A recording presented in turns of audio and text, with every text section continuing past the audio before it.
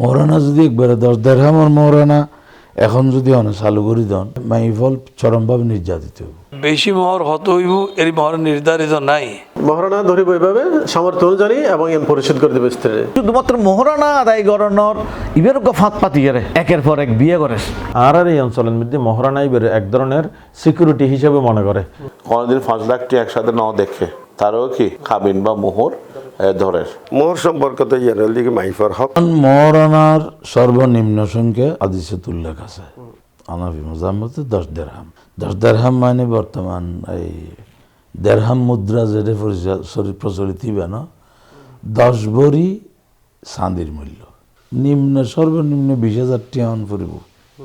মোহর আল্লাহ এবং রসুলের পক্ষ তো নির্ধারিত আর স্ত্রী সমাজের হক কোরআনত আছে ওয়াতুহুন্না সাদাকাতিহিন্না নিহেলা, তোমরা তাদেরকে অর্থাৎ তোমাদের স্ত্রীগণকে নির্ধারিত মোহর তোমরা সন্তুষ্টি চিত্তে আদায় করো।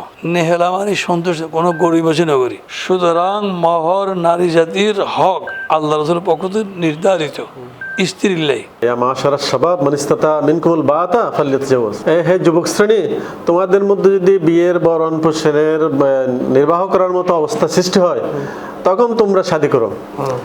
তা এখন এই ছেলের দায়িত্ব হচ্ছে, বড়ের দায়িত্ব হচ্ছে তার মহারানা সামর্থ্য থাকা, তারপরে মেয়ের বরণ পোষণের সামর্থ্য থাকা, বিয়ের খরচের সামর্থ্য থাকা।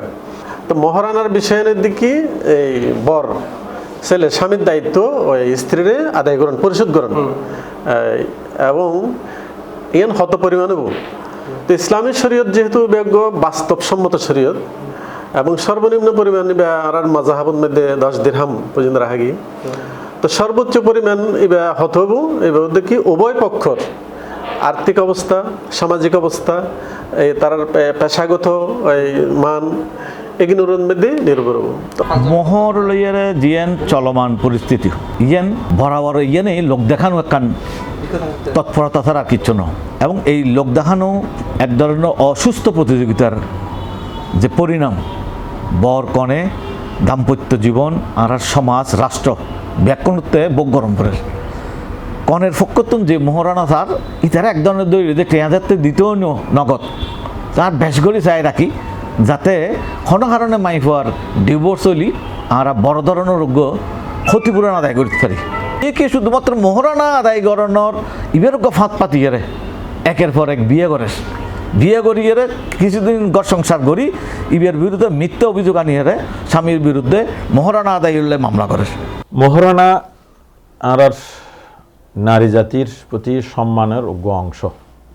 আল্লাহ কোরআনত হইদ ওয়া আতুন নিসা সাদাকাতিহিন্না নিহলা, নারীদেরকে তোমরা আবশ্যম্ভাবীভাবে মহারানা দাও। ওয়াইন আতাইতুম ইহদাহুন্না কিনতারা ফালা তাখুযু মিনহুন্না শাইআ, যদি তাদেরকে পাহাড় পরিমাণ মহারানা দাও তাহলে সেখান থেকে ফিরিয়ে নেবে না। তো মহারানার কিছু শরীর নীতিমালা রয়েছে। মহারানার মধ্যে আল্লাহ নবীর উৎসাহর দিকে কম মহারানার মাধ্যমে বিয়ে করেন। নবীজি হইদে ইন্না আযমান নিকাহি বারাকা আইসারুহু মাউনা, সবচেয়ে বরকতপূর্ণ বিবাহ ওই বিবাহ যারে মহারানা হম থাকে। তো সম্মানে এই নয় যে নারী জাতির প্রতি অসম্মান হয়, তার সামাজিক অবস্থান পারিবারিক স্ট্যাটাসের চাইতে হমিয়ান নয়। ইতাল্লাই মহারানার ক্ষেত্রে সুন্নাতুল দি মহরে মিছিল অর্থাৎ তুলনামূলক মিছিল অনজ্ঞ মেফর বিয়ে আর এবার চাচাতো বোনের যেই মহারানা হই, এবার ফুতো বোন খালাতো বোন, হ্যাঁ এবার বড় বোনের যেই মহারানা ধরাই এভাবে ধরিয়ে তার মূল্যায়ন করুন, তার সম্মান করুন দরকার। মোহরের কারণে যে কোনো যুবক বিয়ে করি না পারে কথা সাধারণত সমর্থন নগরী।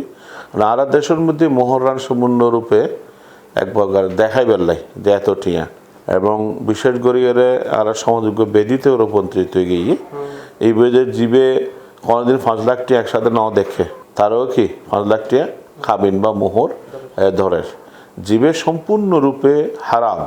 মোহর সম্পর্কে ইয়ার দিকে মাইফার হক উভয়ের সম্মতির মধ্যে, বিশেষ করে মাইফার হক মাইফার অভিভাবকের হক যোগোপযোগী মোহর জিয়ান প্রচলিত নিয়ম এবার দেওয়ান ফুরিব যেভাবে মোহরে মিছিল আর মোহর দম ফুরিবে দিবে মাইফার এতবার সম ফুরিব আবার পুরুষের এতবারও সন ফুরিব পুরুষের দিতে পারে কিনা। তো যারা যেদূর দাবি করার সেই দাবি অনুযায়ী তারা সম্মতির মেজি যদি কি হয় হয় তাহলে হইতে পারিব না 40 লাখ 50 লাখ এনের দিকে তওয়াঙ্গর হলা ঘর দে হ্যাঁ যেমন ধরে মানে তারা বাদি যার গুই ফরদি যার তো ভাঙ্গা ভাঙ্গি আর তাহলে তো কি দন ফরার তাহলে অবস্থা ফিসর গান ভাবি এরা তারাতে মোহর নির্ধারণ করুন দরকার